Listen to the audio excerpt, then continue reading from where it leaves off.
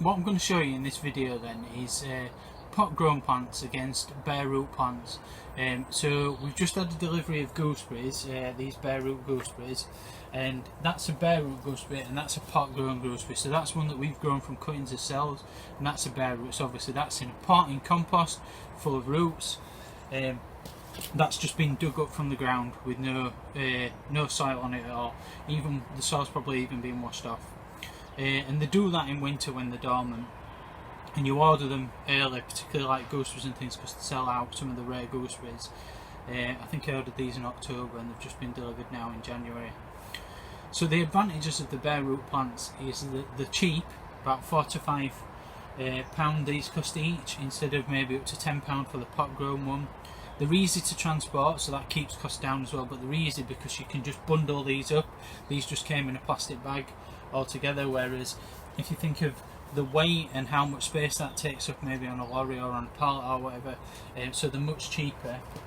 And also being moved in winter when they're dormant, not growing, they don't know they've been moved, so you plant them and then when spring comes along they just wake up again and just start growing again, and they don't know they've been moved, so there's a little transplant shock. But what you do need to do with the bare root is you need to put them in water as soon as you get them. Hopefully you can see that. Put them in water and give them a good soak in the water to make sure the roots don't dry out, because the biggest risk to them is that the roots dry out and then they might well die before, and you won't know that until spring, so you try and get them in the water as quick as possible. And this is how plants used to be sold all the time, until the invention and introduction, for better or worse, of the plastic pot, which meant that things could be potted up and grown all year round. So the advantages of a pot grown plant is you can buy them all year round, you can buy them in flower, so you know what they look like, or in leaf in flower, not just like a twig like that. And the other advantage is that they establish and have an impact quicker in your garden, because it's already a grown plant. It's not a twig, it's going to be an already grown plant.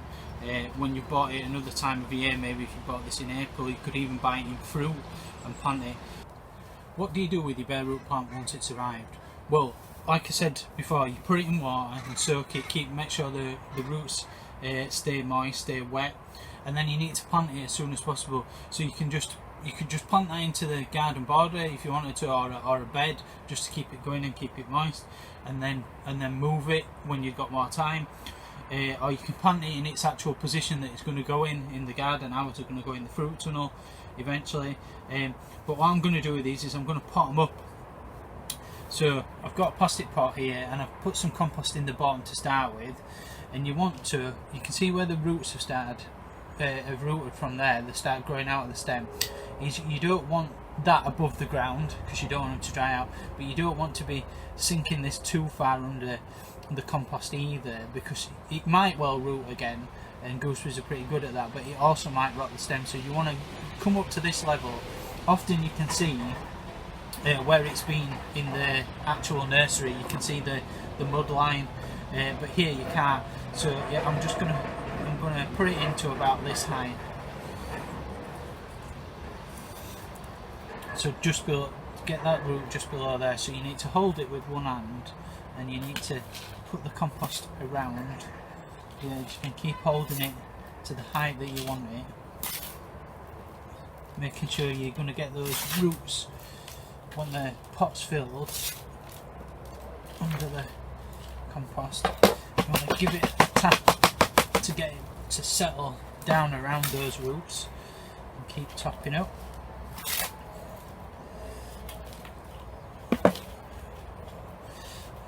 Gentle firming down, tapping, gentle firming down, not too much. You're just going to try and get rid of some of those air pockets, so when you water it, all the soil doesn't sink. And then top it up.